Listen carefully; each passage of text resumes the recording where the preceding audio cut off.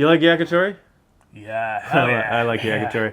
Do you know what's good about yakitori? Everything. The sun is shining, the birds are singing, the charcoal is crackling. We're getting ready to cook some yakitori here today. We're gonna have a little staff party this afternoon, but we're gonna make a little video about how to do this. How do you do this? Yesterday, we spent some time back at our office. Naoto did a bunch of butchery. We hung out, we did a bunch of skewering. Kind of takes you a little bit of time, but if you get a few hands together, it's not too bad. Okay, here's the thing that I always hear about, and I wonder, like, like the best thing we find using is these bamboo skewers. They work really well. And should you soak them or not? Should you leave them dry? Does it matter? If you're gonna prepare it today and cook it right after, you should soak it definitely. You know, the excess moisture will prevent the bamboo from, I guess, burning it much faster, right? We did preparation yesterday. We kept it in the fridge for a little while. Usually, so a little bit of soaking will help keep the sticks from burning. Exactly. So we did that yesterday. What else do we have to do in order to get ready to do yakitori? So really the key to the yakitori is this thing called tare.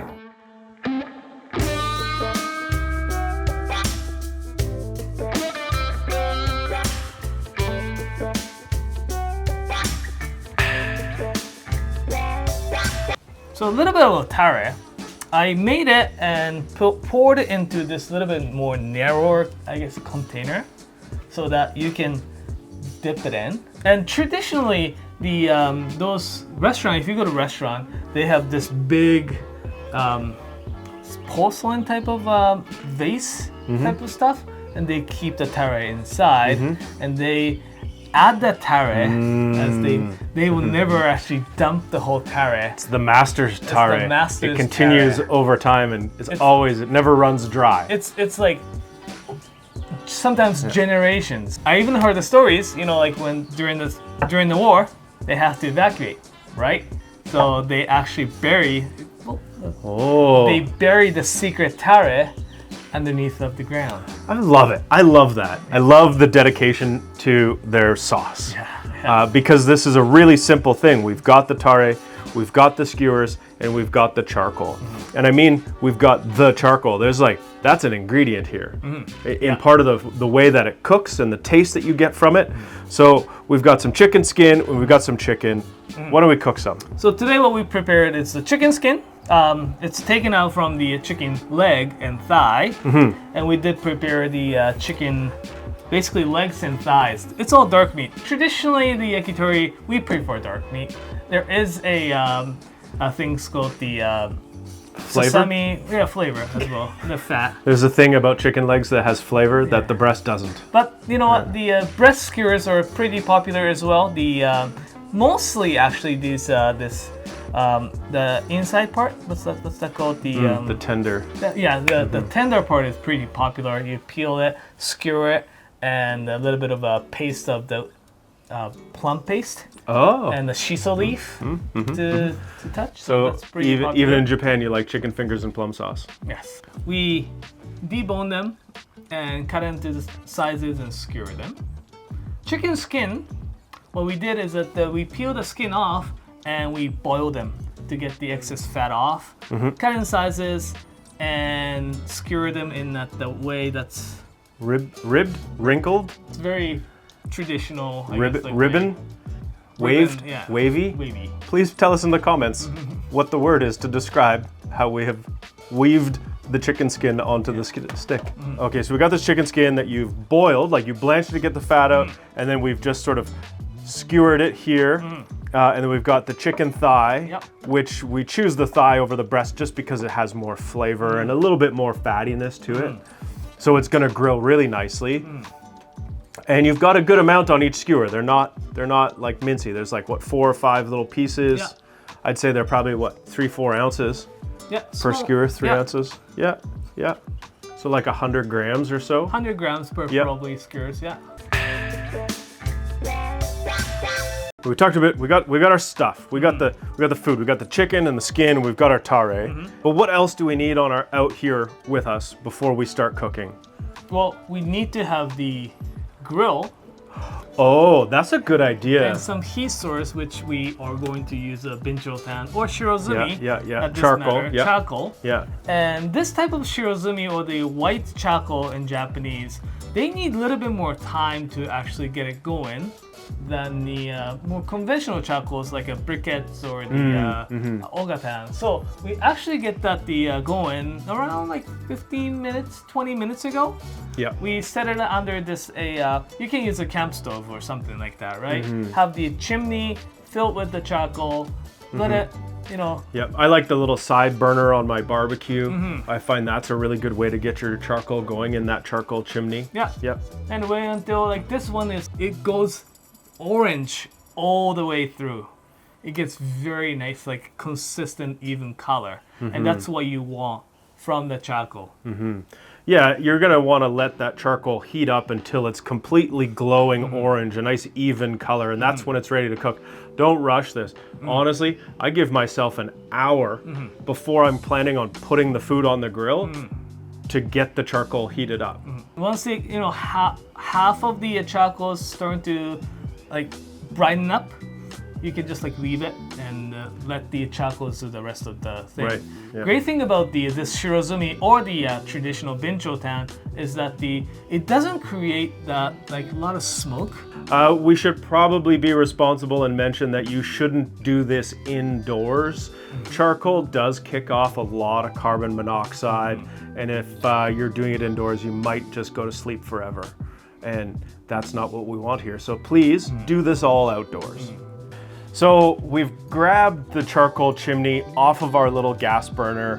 I like to let it sit inside of the konro. It starts to get a bit of the heat going into the brick. But I find that just for the last bit of getting the charcoal heated through, it's nice to leave it tightly packed together inside of the chimney. And once we see the color really rise to the top, and frankly, we're just about there, like maybe the last couple centimeters on a couple of the sticks isn't quite there yet. But once we get to that point, we'll dump it out into the konro. The great thing about charcoal is that it's the radiation heat instead of the like heats up the air type of heat. So it cooks it through really nicely. Like we're feeling a lot of heat here. Yeah, it's really quite warm immediately, and it's a very dense feeling heat. It's hard to describe. It is like what Naoto's saying is there's that infrared heating to it. And we're gonna do a different video one day where we're gonna try and get as nerdy as possible about the charcoal. But just the way this is gonna cook is gonna be amazing. And one of the benefits I find straight up, when you cook chicken on a gas barbecue, it's so easy to burn the skin, and the skin tastes terrible and bitter when it's burnt. And I find when you cook chicken skin over charcoal, even if it does get a little bit dark, it still tastes good. And I don't know how to explain what's happening, but it is better. So.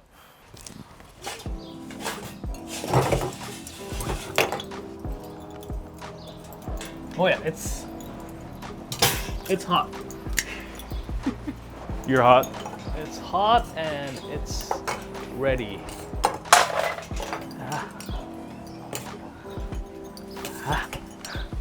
Yeah, one of the nice things about the konro is that it's so good at insulation. It's really driving all the heat straight up. It can't really go far out, and we'll have this thing with charcoal in it for 6 hours. You'll still be able to pick it up. You'll start to feel a little bit of warmth through it, but it is so great for this job.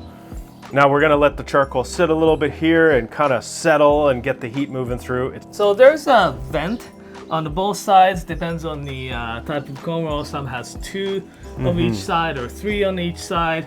That is really the air vent, right? You open it more, you get the more airflow goes in and it heats. Also, you could use the fan. This is really good way to control the heat. Yeah, so the airflow is really the only way you have to adjust the temperature. It's not like gas where you have a dial. And yeah, you can use either air vents on the side or you can buy a fan, or you can cobble together one out of cardboard and sticks and use that to just pump more air across and get the heat going a little bit higher. Now, I think it's good to have a set of tongs. Yeah. When you're doing this, I think it's really good to have one set of tongs that's just dedicated to charcoal. Something that's pretty good, pretty long, and solid. and you can kind of get it set up so you've got an even base of the charcoal inside. It's nice to have a really full konro, so you got lots of charcoal in it, so you got nice even heat, but sometimes you want to have a bit of a colder spot. I then like to have another set of tongs. I really like these king tongs for doing the yakitori, and I keep these just for touching the food. That way I'm not going to get much of the soot or the ash off of the charcoal won't get onto the food. So it's nice to keep those two things separate. We've popped the grill on here. It was used recently, so we're gonna let it burn off a little bit. These grates don't retain a ton of heat, but get them warm before you start putting stuff on the grate. It's nice to have a little bit of oil on the meat. There are the natural oils that come out of it, but get the grill hot. It's not gonna stick as much as if it is hot. When it's cold and you put cold food on it, on an almost hot barbecue, it's just gonna weld the meat to the grill. Okay, so let's get started. Konro, hot.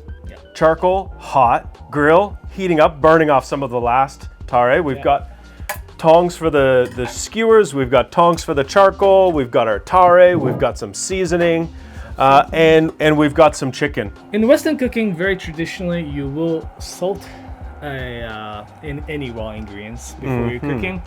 This yakitori, traditionally they do just grill them first, then dip them in the tare a few times to get the nice glaze on. So you do not need the pre-seasoning.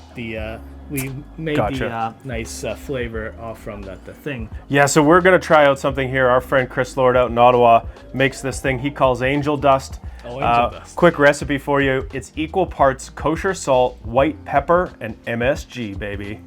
Yeah, this is so good. I like when you have the alternating mix where you've glazed some of your skewers by dipping them in the tare, but it's also nice to just have some that are clean, chicken, and then just season them with the salt after. There's something about it's the same as like when you put salt on French fries after. Oh yeah, right. That having that saltiness happen that you wash down with a beer it's just so delicious. It's part of the experience. Like you said, you can salt them in advance. I would actually salt overnight to let the salt get absorbed by the meat. And if you're just gonna salt it just before you grill it, and then you're gonna dip it into the tare, you don't really need to. It's gonna end up just washing it off, or it's gonna fall into the grill. So it's a bit of a waste, but. Oftentimes, like if you go to a yakitori restaurant in Japan, what they will ask you is that would you like it this with tare or shio or the salt? Oh, okay, so like you get to choose. Like ones like people do like the little bit of crispiness, or they call it the flavor of the ingredients. They'll go with shio. If they're I love the chicken thigh with the tare. That's like the only way I would like to eat it. Well, I like the chicken gizzard with just the shio. Yeah, exactly. Yeah. Or the chicken skin with the shio is very. So these little tongs are so good. I use them more than any tongs I have, except for these. Right.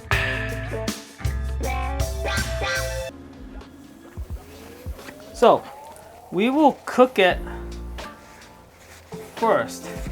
You don't want to dip the raw chicken into tare, right? So I'm gonna cook very lightly first, like sear outside. Something I find interesting with the thin grill and the charcoal is when you cook, it doesn't make the same amount of sound as when you're cooking on something like a cast iron or those stainless grills on a typical barbecue. Those grills get really hot, and that's where that conduction cooking comes from, is the touching of the grill. Right. And it sizzles and makes all of these sounds. We don't get that here. So I find it's funny at first when you start using it that you're like, oh, what? It's so quiet. Right. Compared to the gas. Right. You feel like it's not cooking, right? Yeah, totally. You feel like it's not cooking, but in fact, it's cooking quite quickly. Now, Naoto loves his little finger tongs here, and I don't blame him. I think they're pretty awesome. They're my favorite salad servers these days, but I also like these big king tongs. Also partially because I like the name. Now, it's cool. You can see as the heat's coming into the chicken and the chicken's starting to let some of its fat come out, that it's coming down and it's hitting the charcoal, and that fat kind of just bursts into smoke, and that comes up and just sort of wisps around the chicken, and it's gonna give it a nice clean charcoal kind of flavor. Yeah. I find if you're cooking over a bag of really inexpensive charcoal that's really fastly made and really processed, you do get that charcoal flavor, but it's more dirty. It's like there's more little fine particles that get sort of mixed into the airflow. Right. Yeah. They get stuck to the outside, and it's kind of like burnt sand in your mouth. So once you get the little, you know, sear-ish outside, I'm just gonna do the quick dip on this here. Oh, look at that. Now we've got these really perfect jars. They're nice and tall and narrow, so you don't have to have a giant amount of this tare and still be able to dip the whole length of your skewer in. If you don't have something like this, get a pint glass. A pint glass is a great thing for this. I've even seen some people cut the top off a can of beer. Yeah. Like if you got a tall boy, you cut the top off the can of the tall boy and dip it right in there. Yeah. So something I also will do when I'm using these things, this nice lightweight grill that sits on top, it kind of floats around. So if you're trying to move some stuff around or you got a real hot spot, you can just sort of move the whole grill. Even sometimes if say something, it just needs to cook a little longer or it needs to rest, you can slide the food off the heat and set it off to the side. You gotta turn around inside the tare 3 times, just like a dog, knowing how to find their spot to sit down.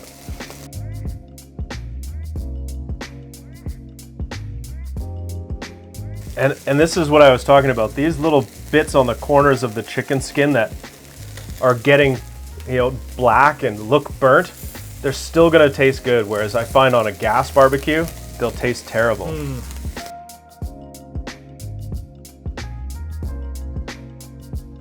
I think it's important when you fold them up to have them folded nicely, but not too tight, because you want to get that nice mixture between crispiness and a little bit of the chewiness. If you have them folded up like accordion style and they're packed too tightly, you only get a little bit of crispiness on the outside, but it's real chewy on the inside. Right. Now, I guess that really just comes down to your personal preference, but I like a good mix of crispy to chewy on the chicken skin. Okay.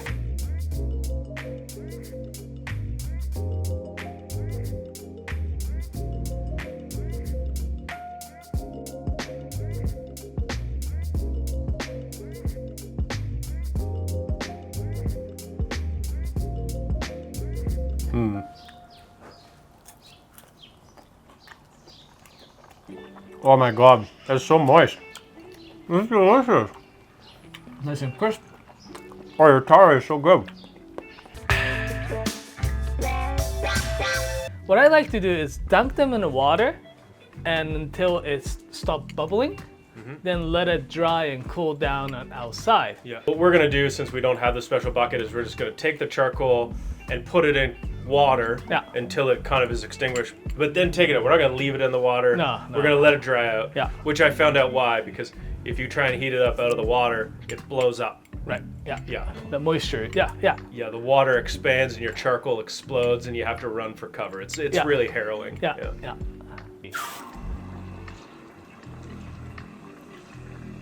I do it until kind of this sizzling sound stops.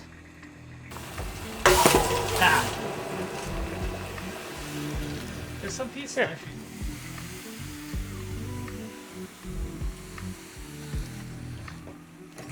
Let the barbecue cool down. Don't pour the water. If there's any thunder shower coming, just pick this one up. You just need to let the konro cool down in the air. Yeah. If you pour water on it, it's a porous rock. It'll suck inside of the rock, and we go to heat it up, it's gonna crack on you. It's not ideal. Yeah. So let it cool down the air. It's gonna rain. Find a way to get it sheltered. Yeah. It's gonna be pretty hot at this point. You're not really gonna want to touch it. It's not like those stainless steel barbecues that will actually burn you badly, but nonetheless, try and keep it sheltered. It's better to keep it inside. It's not something you want to leave out in the element.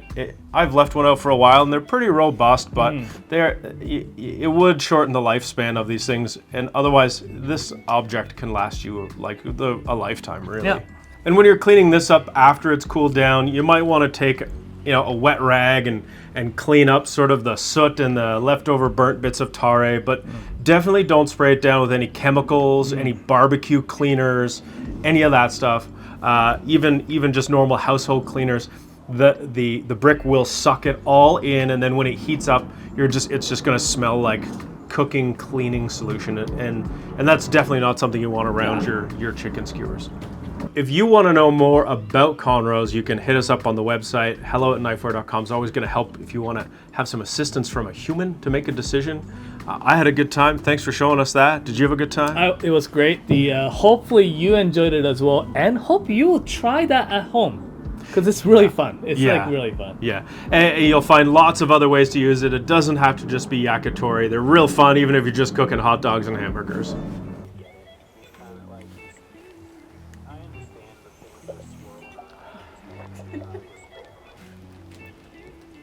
Do you like Knifewear? I'm a fan.